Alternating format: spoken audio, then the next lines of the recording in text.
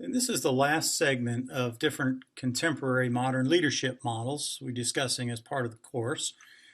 In this last segment, we'll be talking about adaptive leadership. Like transformational leadership, adaptive leadership is one of the most commonly used techniques and models, certainly one that has a large following and has some level of success. So, what is adaptive leadership? Well, Albert Einstein observed that problems cannot be solved with the same mindset that created them. Change in thinking is the key to solving complex problems. And adaptive leadership is really all about how leaders change mindset to solve really complex problems. Peter Drucker, who's a very well respected management consultant, talks in terms of the challenges around many of the problems that exist in our current world. And in his sense, future problems are rooted in outdated assumptions about how things ought to work can only be solved when leaders and followers work together to begin to think differently. And you look at this from the concept, from the standpoint of what leaders traditionally do. Abe Kaplan says it really well in this analogy: give a boy a hammer, and every problem he attempts to solve, he'll try to fix with the hammer. Adaptive leadership is really about problem solving and how you use leadership in an organization to solve problems. And its focus, therefore, is almost entirely based in the context, in the environment. Adaptive leadership frameworks were developed most generally and successfully by Ronald Heifetz, who is a professor at Harvard Kennedy School of Government and works in the business school. His book called Leadership Without Easy Answers outlines most of what we're going to discuss in the context of adaptive leadership. If you look at the evolution of leadership in organizations when it comes to problem solving, F.W. Taylor in the 19th century really set the standard with scientific management. Of course, that approach to problem solving in organizations was really based on the challenges from the manager perspective. And so the very leader-centric paradigm began to change after World War II when you begin to see more leader-follower collaborations to deal with problems. The post-war period, you also begin to see new leadership perspectives that focus on problem solvings. Organizations are no longer really seen as static. They're kind of like living organisms. And of course, the leader, while in the post-World War II era, leaders were still at the center, problems were increasingly contingent on other factors like technology, like communication, like social and economic change.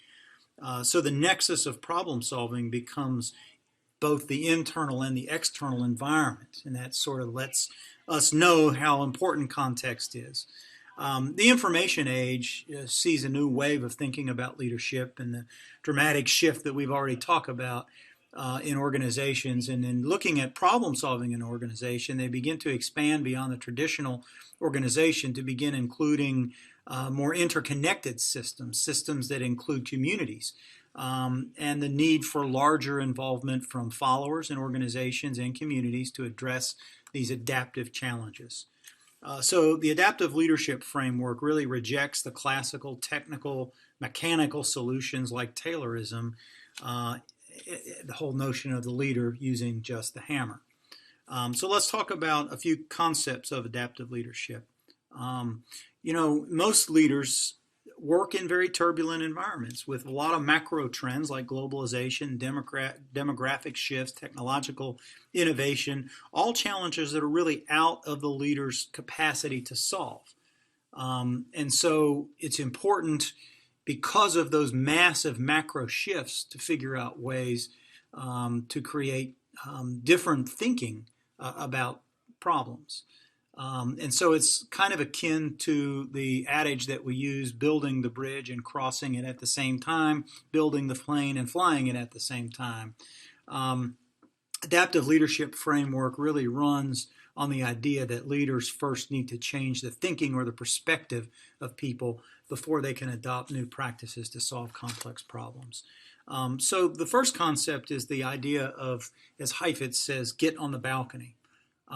He says there's an illusion that a broken system exists, and that is essentially this internal design and process of a system causes problems to exist. And so we leaders have a tendency to just look at those problems very simply and try to just react to those initial problems. And he feels that that causes leaders to fail to understand the full nature of important challenges and to miss opportunities to adapt to new realities. So Heifetz advocates that adaptive leaders deal with this by getting on the balcony to truly understand the situation and get a changing perspective. Move higher in the stadium, whatever analogy you want to use. Look down on the situation to look at it in totality. Second concept is identifying the adaptive challenge, and this is really, really an important component. Most leaders fail to really look at adaptive challenges, and they treat them as what he calls technical problems. Technical problems are problems where current capacities exist for them to be solved. Adaptive challenges require new thinking, and they require change. Not just tweaking, not just adapting, or not just prescribing a fix that's already been prescribed and done before. And so Heifetz says you need to move to the balcony to see things differently and identify the adaptive challenge. So the key in this component, and perhaps the key to the whole thing, is being able to diagnose an adaptive challenge. And you do that from the balcony, and you do that by understanding the difference between the adaptive challenge and the technical challenge. The third component here is giving work back to people. And there's a distinction that Heifetz draws between leadership and authority. Adaptive challenges cause leaders to go beyond the role of the traditional authority structure. Authority structures basically promote order, and they protect work. They protect workers. They protect situations and people. And those structures usually work well to solve technical problems.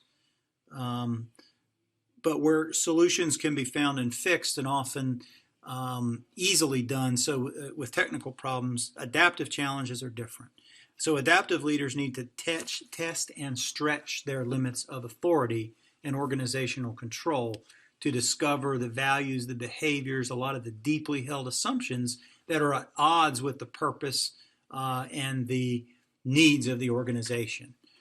So adaptive activity really is to give work back to people, those that are closest to the action. They have the most unique insights and experiences to help solve challenges. So you look outward for differing perspectives, and you give that work back to the people. Help them when you get to the root of the issue. The fourth component is protecting leaders from the voices below. There are risks associated with change, and that can be both individual and personal risks for people at all levels of an organization. And so it's important to clarify what's really at stake by helping others see what is precious and essential versus what is expendable in their organization's culture. People typically fear the loss of things that are in their control and important and that are important. And people, adopt a lot of avoidance behaviors to minimize loss that can come from change. And adaptive leaders highlight core values and look for ways to uncover the dysfunctional behaviors that help followers embrace change rather than avoid change. And so the next component, according to Heifetz, is protecting voices from below. So as you're in the process of dealing with this, you begin to seek out marginalized minority voices to help them grow and help them find a perspective that helps the leader see things a little more clearly. So the leader must remove the fear and the barriers that prevent marginalized voices from being heard, and then allow them to be heard. And that's what he means when he says protect voices from below. The next component, the fifth component, is regulating distress. Removing fear of loss that comes with change enables focus on decisions about what is essential in adaptive change. And this change typically creates a lot of distress, a lot of disruption. And dealing with this distress, adaptive leaders need to distinguish what it means to live in what he refers to as disequilibrium, the disequilibrium of adapted work. Rather than avoiding distress and conflict, the leader's job is to manage it. It's to regulate the distress, to orchestrate the conflict, use it for propelling forward. In the graph that's on the PowerPoint slide, you can see that area in shaded blue on the graph. That's really the zone of disequilibrium, and keeping that line in that zone is the job of the leader in orchestrating the conflict. So you apply enough pressure, you turn the heat up, as he says, to maintain momentum toward the goal. There is a risk if you fall out of that zone. Followers can not be effectively managed, and so you have to address those kind of issues rather than allow them to spill into other parts of the organization. So regulating the distress is challenging, but a really important component. And finally, the last component is experiment and learn fast. Adaptive challenges unfold in real time. The leader's mindset is in welcoming conflict and perspectives and different approaches, helps them to be able to find different ways to address these adaptive challenges. But it's also important that it's not prescriptive. It's a moving target. Traditional authority is largely scripted, and the actions are largely dictated. But adaptive leadership is an improvisation, according to Heifetz. So the future is not a straight line. It's not tidy. It's messy. And so it's very definitely an interactive system of tests and experiments, running experiments, learning from those experiments, assessing how assumptions hold up in the real world. So it's kind of like playing jazz. Each performance might be different and unique, but they still rely on the common notes in tempo, the common keys in tempo. So the leader needs to move between the balcony and the dance floor, in his analogy of getting up on the balcony. And this is really an important component because it's that constant interaction among people, seeing the larger systems and assessing that change. So the leader has to migrate between the balcony and the dance floor. A leader who stays in one place can't see the complex interactions that result from systems interacting with systems, and even individuals interacting with individuals. So adaptive leadership is neither scripted nor sequential as a model. It is all about change, and it evolves constantly. So there are critiques of this system. First of all, as you can see and hear, it's a very theoretical system that's kind of discombobulated. And there's a struggle really to bridge the gap between the theory and the reality. It's also a fairly leader-centric system in the age of followership, in the age of transformational leadership that's very collaborative. Sometimes adaptive leadership feels like it's a little more leader-directed. So ethically, adaptive leadership can be connected to both virtue ethics and authentic leadership, and it is in its emphasis in the role of the leader's ethics and character. Again, very leader-centric, as I just said. It's also very definitely about goal and context. And so adaptive leaders focus on the disequilibrium and how to turn up the heat in certain situations and maintaining that level, or as Heifetz refers to it, of being able to deal with that distress effectively. Sometimes that leads to levels of discomfort, and sometimes that pushes the limits of morality and ethics and the way you deal with followers, particularly looking at it from a Rawlsian perspective. So let's fit adaptive leadership into the 5 components process. Looking at adaptive leadership in the context of a process, certainly, as we've talked about, it is really focused on the environmental context of all leadership models. It is the most and really the only one that's very context focused. And so that's what makes it very useful, because there are certain context situations where you need to look at applying this kind of leadership approach. And so because that's the most important thing, the leader really needs to navigate between, as Heifetz refers to, between the balcony and the dance floor.